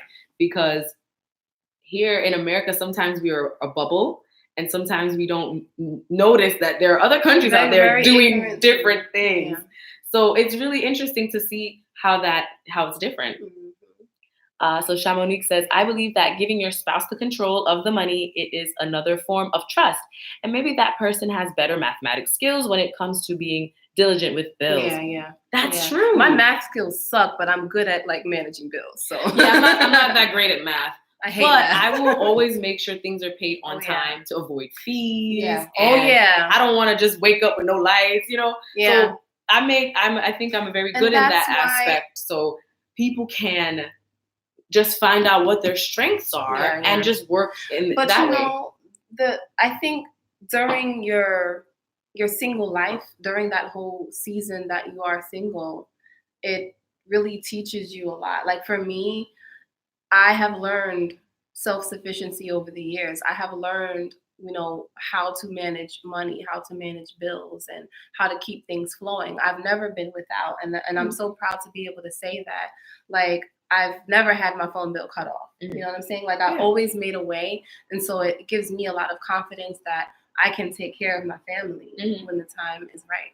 Yeah, and that goes into what your skills are. If you know your money management skills are not great, but your man's money management skills is amazing, you should just let him take care of the bills. Let him take care of all of the finances of the home. But, some people have problems with that. Let's move on to our next subject. So we touched on this just a little bit, but relationship limbo. So I called it relationship limbo because you're literally just like, ooh, what? Just waiting in the wings. I.e., what are we? That dreaded question. I feel like it should be obvious. Like I had to learn that over the years. I just don't know why women allow it to get to that point. Yeah. If you are asking that question, there's something wrong. Yeah, because a lot of guys will say if you have to ask, then he's just not that into you. You shouldn't be asking that question. I asked that question one time when I was like 21, and it was the worst. You feel sucky. You think like, man, does this guy even like me? Yeah. Like it's no. So I told myself I'm never gonna ask that question again, and I don't think any woman should have to ask that question. A lot of my experiences abroad, whether it's in Spain, in Colombia, or Dominican Republic, the man lets you know where you stand. Yeah. You are not guessing if he's into you. You are not guessing if he wants a relationship with you. Yeah. But in America, men, not all, but a lot of men will have you running around looking crazy. And you're just like, I wonder if we're together. Yeah. You should not be trying to wonder. It even sounds kind of silly. It sounds silly. What do you mean you wonder? I wonder if we're together. Like, I wonder if we're exclusive. You know, so I personally don't think women should ask that question, because by the time you're asking that question, you're already in trouble. I don't know. Let's see what you guys are saying. It's good for both men. It's good for both to learn to take care of the bills. Two is better than one. Definitely. And hello, American DOS. Welcome. Hey. And Shamonique says yes. And if you're unsure, you better ask. Yep. Better ask somebody. I say that because I believe that a man should be guiding you throughout the whole relationship, in the sense of in each phase of your relationship, he should be letting you know what's what. Yeah. Now, I think I have an interesting question. I want you guys to answer. Hopefully there are still some men that can answer this question. Well, how come men have become I don't want to say dictator, but for lack of a better word, dictator of when a relationship has begun? Yeah. How come I can't say, I really like you, you're gonna be my girlfriend now? How come I can't say that? Boyfriend now. Or boyfriend now. You're gonna be my boyfriend now. How come I can't do that? Yeah, I've wondered that over the years. I don't know, because I mean, I guess, they're the ones that are leading, so it's their say. Mm-hmm. I mean, it could be a good thing and a bad thing. Yeah, I just always thought that was interesting. Let's see. After the first few dates, you should.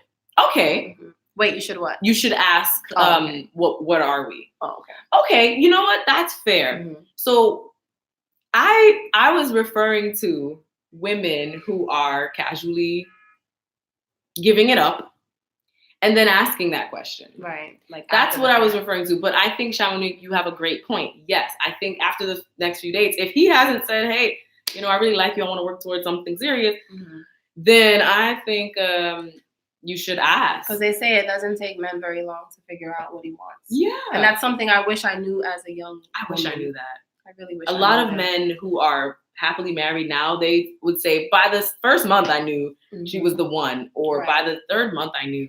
So I'm just like, wow. And it's a lot quicker than you think. Because even like me, I could think back to when I was 19, 20, 21 years old. I used to say to myself, well, it sounds reasonable that it would take, 5 years or whatever, because I need to be able to know if I really want him too. And so I feel like after a year, you should know his personality. When you've seen someone through a whole 4 seasons, through different situations, and you've traveled with them, and you've done this with them, you spend time around their family, friends, whatever, just in different variety of aspects like of life, it should kind of be enough. Because honestly, I don't think that there's a huge difference between 1 year and 2 years. I don't think so. But I wanted to say something that reminded me of what you just said. So I noticed when I first started dating as a teenager, older teenager, I noticed that American guys will introduce you to their mom or family, like whatever.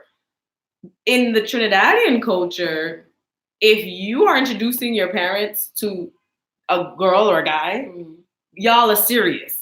Yeah. But a lot of Americans, it's not that way. Correct me if I'm wrong. No, I've heard of that though. I'm like, why are you introducing me to your mom if we don't even know if we want to be together? Yeah. But if you're like Caribbean or from Latin America or from South America, if you're being introduced to the family, that person really likes you. So basically, in America, you can't really take it and run with it because he introduced you to his like family and friends. That might really excite a woman. Like, okay, this must be serious, but that might not be the case. So I don't know. Like anybody who's 100% American out there can tell me why. Why is that a thing? Like that's. No, I don't agree with that because then it's so complicated. It's complicated because it's like, okay, I'm not your mom. Why is life so hard? Life is really hard. Life is hard, y'all. So I don't understand. Shamonique says, but not all of them know how to communicate that. I agree. Yeah. But I feel like men, in no matter what country, they have a hard time communicating their feelings. Yeah. So, but you know what? That's another thing. And I don't think it goes off topic too much. But when it comes to the whole thing with men and their feelings, you know, like just not like being told from, you know, a child, like man up. Like how do you tell a 5-year-old boy to man up? Like how can he man up? You know what I mean? Like I think there's a healthy way to express emotions. And I think emotions should be very much like encouraged. And men can express their emotions without like crying. It doesn't have to be breaking down crying. Yeah, if they don't want that whole scene, I get it. Once in a while, a cry is not bad. Yeah, fellas, like we're human. Yeah, human. A good cry, like just like twice a year for you men, it's good. It's healthy. Yeah. But it is important to learn how to communicate your feelings, both men and women. You need to be able to let someone know how you feel, and perhaps they don't even know that you did something wrong to them. So but you know what? Sometimes as human beings, we don't even, and I'm including myself because I've been there too. Like there's things that we do and ways that we feel and ways we think, and we don't even understand where it's coming from. True, but you have to take time alone, which that's why I believe in solo travel. You have to take time alone to just, you know, meditate. Because there are some times where I'm like, I don't even know how I feel, but you know, but when I would travel alone and I would just spend time by myself and I would be praying and, you know, just getting one-on-one with God and myself, I would realize, wow, that thing really bothered me. Yeah. You know, there's actually few things this year that I cut some cut some cords because of our conversations. Because of our conversations. So get yourself a good friend, a sibling, a cousin, your mom, your dad, someone where you can really just talk it out. Then you can hear yourself and you're like, whoa, because there was something that was bothering me that I didn't even know was bothering me. And when we were talking about it, when I spent some time alone, I realized I gotta cut these few people out of my life. Yeah. And I did. So for 2019, I have less baggage in my life. And so that's also what brings that feminine self-reflection and that feminine energy. When you can just let go of that baggage. Oh man, I tell you, for me, like, of course, I'm not going to get all into it, but for me, this has been a year of definitely of healing and just self-realization and just a lot of ups and downs. But I feel like, you know, I'm getting there. I'm getting there. I'll never arrive. I feel like I'll never quite arrive. I'll never reach perfection. But you know, I'm someone who's willing to take a step back and really like reevaluate and just improve. And I think that we all need to do that, you know? We do. And that's something that I would see that people abroad, even in America, we don't focus on being true to our feelings. We're all about, let's be no feelings or no feelings, F feelings or whatever, not showing emotion, you know, especially in the Caribbean, in Trinidad, like if you have a problem or if you're feeling depressed, they'll just say, you need to just go to church or just pray about it. Like, no, you need to either seek help or you need to be speaking to a trusted loved one, you know? So this is something that is very important. And before you can progress in your life, you need to learn how to communicate your feelings and you need to express that stuff out of you. You gotta really dig deep so that you can bring your best self to the person who you're going to be with. Yeah. So you can live your best life. And so you can move to Colombia. Okay. You know, let's read some more comments. Let's see. Chamonix, yes. Love this topic from Marissa. I just joined, but I've had both of these experiences this year. Interesting. Okay. Care to share more, Marissa? Chamonix says, therapy, who do you think should introduce first to their parents? To the man or the woman? That's a great question. I really don't know. I'm not sure.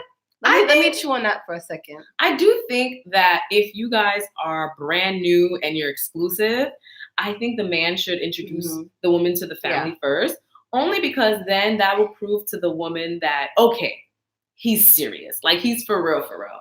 So I don't think, oh, my Siri just went. I said serious, and then Siri just went, listening. So I do think that is something that would, at least for me, make me feel more comfortable. Yeah. Then I will quickly introduce you to my mom and my family after that, because I'm like, okay, cool. He wants to be with me, so I will introduce him to my family. I think that would work for me too. I would feel more comfortable knowing that you made that step. Now I feel like I can make it too. Exactly. Anybody care to share their opinion on that? I think that's actually a really great question. So I wanted to finish off with some of the other things that we wrote down to discuss on this. One is unavailability. Oh yeah, like emotional unavailability. Emotional unavailability. What up with American guys and being emotionally unavailable? Yeah, I'm wagging my finger at you guys. Why? Yeah. Why are you? First of all, what does it mean to be emotionally unavailable? What do we think? I think, correct me if I'm wrong, but I think they're, like we said before, don't want to show their feelings. You can't gauge them. Yeah. You're hanging out with them, but they're not giving you anything. So now you have this shell of a man that you're probably in love with, but you don't even know the guy. Right. You're just in love with what you think he is, because he keeps feeding you this mystery. Yeah. That's what I think it is. I'm not gonna lie, I've been intrigued by mystery before too. Me too. Yeah. But it gets old after a while, because it's like, I don't even know you. Because then what they'll do is, I don't know if they'll do it on purpose, but what they'll do is be hot and cold. Yeah. I want to see you. Come by today. Oh, I love you so much. Blah, blah, blah. Then you're like, hey, how are you? Cricket, cricket, cricket. Yeah. Where'd he go? 2 weeks later, hey. What? Oh God, empty text messages are so annoying. What the heck? Hey. So I don't know. I've stopped that. That's in the past for me. Yeah. In Colombia, in Spain, guys want to be around you. They want to be around women. So it's not like, oh, I'm going to ignore her. If they like you, they're going to text you back. If they like you, they're going to want to see you immediately. I don't think, like, it shouldn't be that difficult to show interest. It should not be. Show mutual interest. Like, we're both grown here, you know, like, we don't have to play this cat and mouse game. Like, I don't like the whole play hard to get type of thing. I don't believe in, like, going too hard, like reaching onto someone, latching onto someone. No, but, you know, like, there's a healthy way to do everything. There is a healthy way to do everything. And I think because us as Americans, and I know some people had problems with me saying Americans, but us as people from the United States, I'm just going to say American, we're a new society compared to these other countries. You know, we're new in this. Yeah. So we're still trying to figure it out. We're like the baby of the world. But yet we have all of this technology and at the same time. Yeah, we have all this power, but yet we are like the baby of the world. So we're gonna mess things up a lot. We have been messing things up a lot. So I just don't know if we've got it. I think we should look at the older societies and see how they're running things, because why is divorce rate in America 50%? I think it officially changed 49 to 51 in favor of divorce. But they say that the leading cause to it has to do with like financial, right? Like money. But that's so strange that that's the leading cause for divorce. Yeah. I mean, I guess I can see it, but the people that I know that are divorced, that wasn't the reason. But the science is saying it's money. But for people, I'm seeing infidelity. I'm seeing trust issues. I'm seeing they're not having sex. I'm seeing all of these reasons. But yet the science is money. Yeah. I don't know. What is the leading cause of divorce in the United States? Now, I brought that up because abroad, most of these nations that I've been to are Catholic or Christian based. They don't necessarily believe in divorce, or it's kind of frowned upon, or societal wise, it's like, we don't really want it. So I think that because of that harsh stigma against divorce, people will fight for their marriage much longer and much harder. Whereas I feel like, correct me if I'm wrong, a lot of Americans say, well, if it doesn't work out, we'll just get divorced. And I hate that type of mindset. You know what I noticed? Like with the whole like prenup and all those different things, like people go into it with the idea of in case it doesn't work out. I get it, but at the same time, and I don't really like to say jinx, but it's kind of like you're kind of setting yourself up for a failure when you have that mindset, instead of going into it saying we are going to do what it takes to, make it last and make it work. It's kind of, I don't know. Do you guys believe in prenups? Is prenup a good idea? I honestly cannot even give an opinion. I don't know. Yeah. Because I'm a child of divorce. So I can see how a prenup could have helped. Yeah. But I also am, a Christian. So I feel like you shouldn't be thinking of the end of a marriage at the beginning. Yeah. So I don't know. I understand both sides. Let's read some more comments.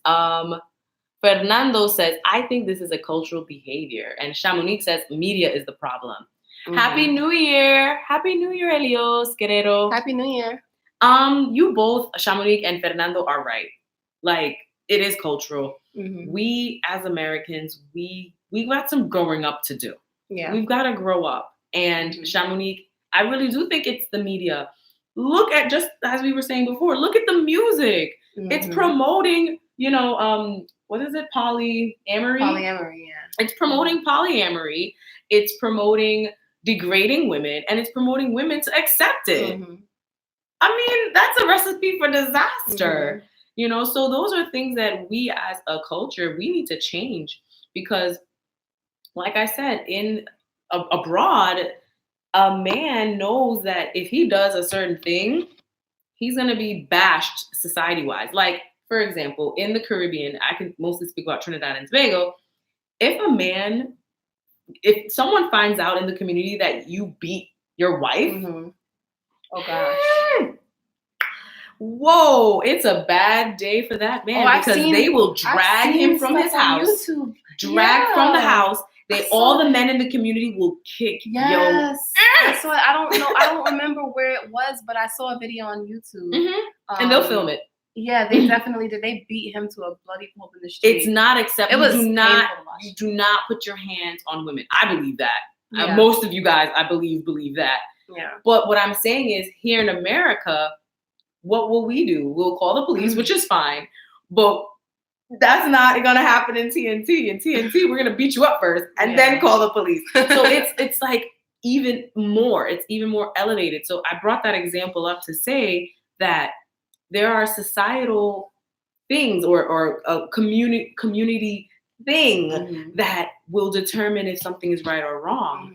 So we in America, we believe that beating up your wife is wrong, but we put it in the hands of the law, which is fine. That's a good thing. But it's funny to see how other countries take it into their own hands. Literally, they take it into their own hands. Because it's that serious to them. Yeah. So I think that's interesting. Let's see.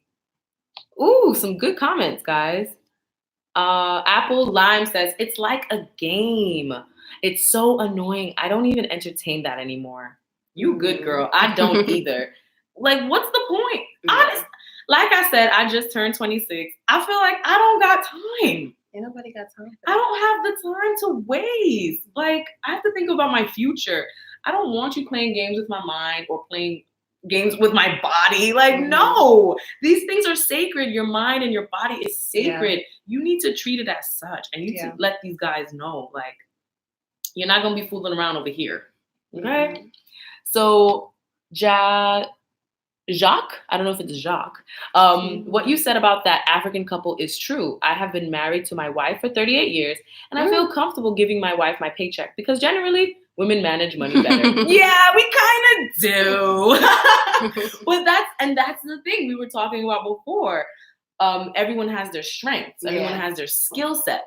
So if your wife is better at handling money, just give her the money to handle. Right. It's not a big deal. Like, I'm the man. I should do. No. You make the money, so you make the money, and you got it right there. And then like if you know your husband is physically stronger, instead of trying to move the couch yourself, say, baby, can you move the couch? Oh yeah. Boom, easy. We need to just use each other, not in the bad way, but utilize one another for our strengths. Yeah. That was such a great comment, and I'm so glad that is an African tradition. I think that is beautiful. I hope that one day when I become a wife, that I can do something like that, because one, that's continuing African tradition, and two, it makes you feel appreciated in the relationship. Like, wow, he trusts me to make sure that everything is paid for and taken care of. Like, because that could be a touchy thing when it comes to trusting a woman with your finances. I know that's very sensitive to men. That is, and so you don't know if she's gonna go on a wild shopping spree. Well, that's up to that man's discernment. Yeah, don't go around picking just a pretty girl. Yeah. You need to pick a woman that will make sure your house is in order. You need to pick a woman that will raise your children right. Yeah, and that's something that's another good thing abroad. Men love with their eyes more. I think. They love with their eyes. I think men just love with their eyes, period. But men love with their eyes a lot. So they will ignore a lot of bad qualities in you because you're beautiful. Do you think that's a bad tendency here in the United States? I tend to see it here in the United States, but I tend to see men try to get to know you more here. Honestly, I do. Well, I think so. In Colombia, I feel like they just kind of want to just be around your beauty. I think I could say teenage years, young adult years, like early 20s and around there. I think looks are very important to people, especially guys. But one thing I will say about men here, and this is a positive. No, I'm kidding. So it's a good thing that I do see that men, as they get older, they care more about personality and other things, internal things, rather than just the pretty face, because that's not enough, to be honest. No. It's really not enough. Even for me, like, you can't just be handsome. I've met some handsome men that's all that they were, like, and that's not dull. 1 ounce of sense. It's if they're not smart, gotta have intellect. Yeah, you have to be smart. You have to be funny. Some type of sense of humor, helps. Yeah. So I did notice that, unfortunately, that they tended to just want to be around me because they think I'm pretty. Yeah. And I'm like, hey, so I like to travel. I like to learn languages. And they're just like, yeah, that's cute. And I'm like, okay. And not everybody, of course. But I do notice in America, after, the initial attraction, then getting to know each other is like a big goal. But it's for those men that want that, not the player type of guys. Let's see. Ernest says, you were on vacation. I know Colombian women, they said they do not want to be with Colombian men. Really? Well, for me, I wasn't on vacation. I was living in Colombia for almost a year. So I was really able to kind of see how people interact with one another. I did meet some Colombian women that said, I don't want a Colombian man. But there are women in America that say they don't want an American man. I think because a lot of women, they get tired of their cultural norms when it comes to dating. They want something different. They want something different. Maybe they think it's better. I'm sure some women out listening now, they're considering dating a man from another country because maybe they think, well, they'll be more chivalrous, they'll be more respectful. Yeah, and those things even went through my mind too. Yeah, and I think that's a good thing. But I don't think just because a lot of Colombian women say they don't want to date Colombian men, I don't think that means that Colombian men are bad. Yeah. I just think women tend to do that all the time. I've been told some things from Latin women here, and maybe that were born abroad and then came here, or they just know certain things that I don't know. And they're like, oh, be careful with those Dominican men. Yeah, a lot of people say that. I'm just like, okay, I've heard the stories before. I try not to like judge like a whole population of people based on like this, hearsay and generalizations, You have to experience it for yourself. But one thing that I do know is that these men abroad, they know you're not from there. Yeah. So they'll know like, okay, she doesn't know that culturally we do this or whatever. So it's going to be a different dynamic for you and that man versus a Colombian woman and a Colombian man. So they're going to know that you're from a different culture. So it's not going to be the exact same as two Colombians together. Let's read some more comments. Let's see. Where did you go? I think money is definitely the main cause. Okay. That's good. That's good to know. So I think that when, at least for us, we want to be married soon, we feel like we have to make sure our finances are in order. And that's something that I think a lot of American men are trying to improve. A lot of American men are trying to improve their finances as they should. But a lot of Dominican men, they don't have good jobs. Not the ones that are our age. The ones who are older, yes, they'll own a colmado, they'll own a business and all that. But a lot of the guys that are our age, they won't have a stable income. Is it because it's hard there? I think it's because it's hard there. I don't think it has anything to do with anything else. Like laziness? Because when they come to America, especially New York, they're one of the hardest working people. Yeah. Dominicans have like 8 jobs at once. So it has nothing to do with their work ethic. I just think over there, there's not a lot of opportunity until you get a good education or something like that. So that is something that I noticed in DR when it came to money wise. Let's see. A lot of people come from family whose parents were divorced, so it makes sense. Yeah. And I think that's why I'm so like hell bent on I do not want to be divorced. Once I'm married, that's that. And life. You stuck with me, bro. And I think a lot of women feel the same way. They don't want to have to go through what their parents went through. So I that's why I feel like we should just pick the right one first time, And let's see. Why? Because these women do not have the financial power to leave. Yeah. Oh yeah, that really reminds me of like my grandparents, era of time. Like they really did not have that intact. A lot of them, were stay-at-home moms.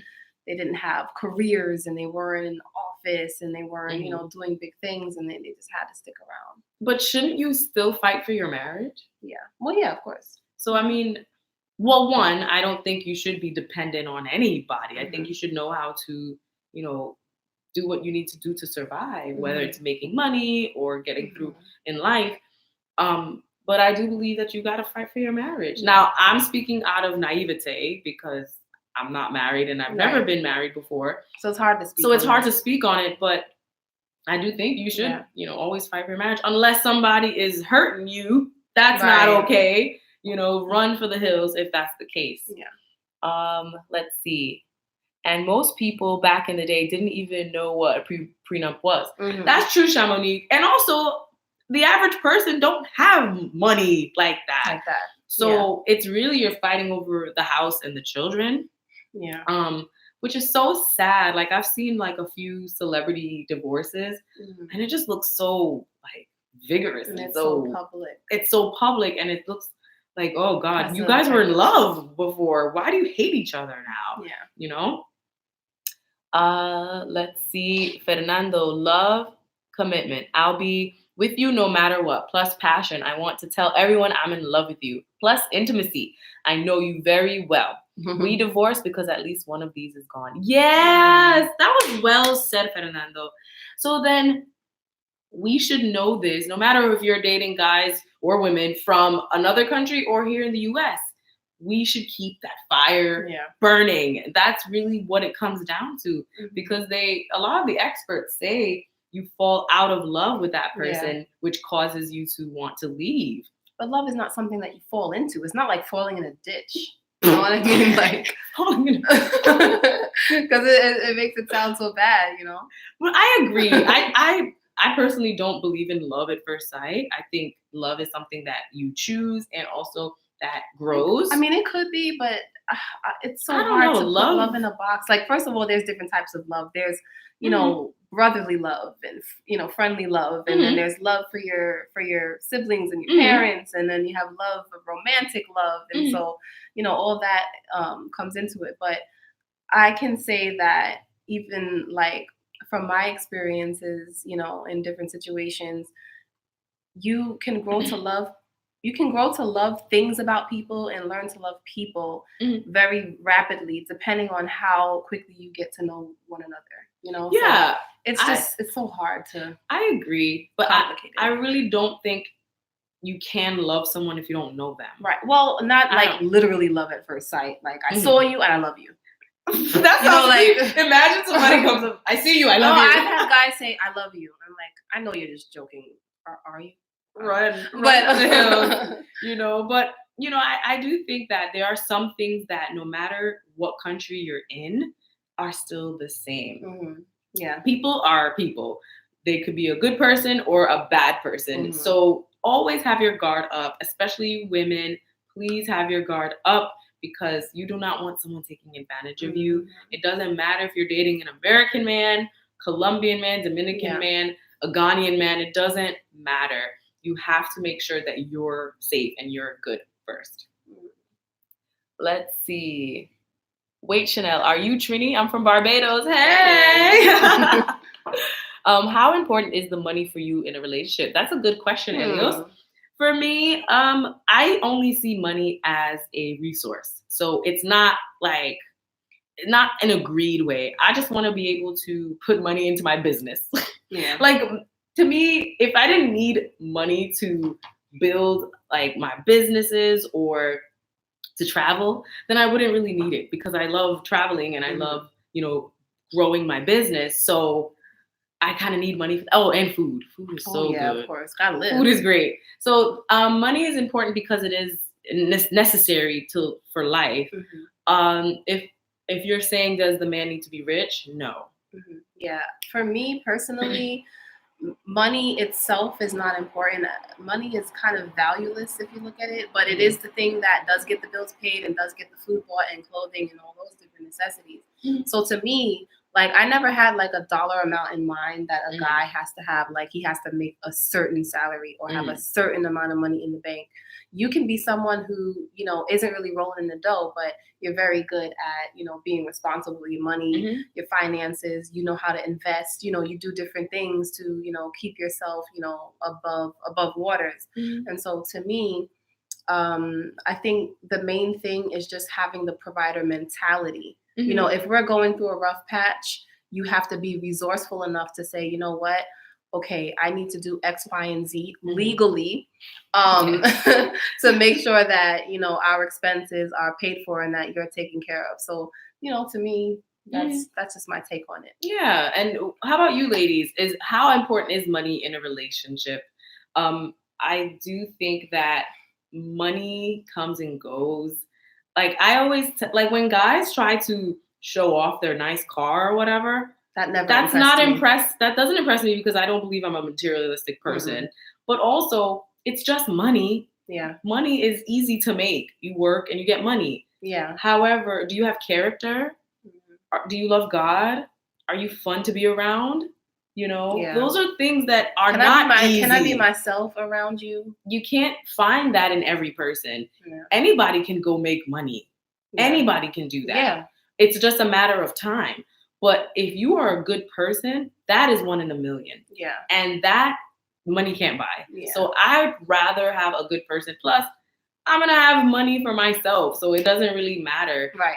When we're together, it's going to be our money. I would like for him to make more than me. So that way I don't have to worry about being hungry. But money is not that top thing. Yeah. No. Are we compatible? Do we like each other? Yeah. I got to be able to have fun with it. I have to be able to have a most multifaceted type of relationship. Like we could kick it like we're homies. You know what I mean? Like we could be lovers. We can be friends. We can see each other, you know, cry and it's okay. You know, I have to be able to be myself. And you got to be able to be yourself with me. I agree. Let's see. Ernest says most Latino men are womanizers. Even they are married. Most of them have 4 to 5 children with different women. I think you see that in Colombia. I did see some of that in Colombia.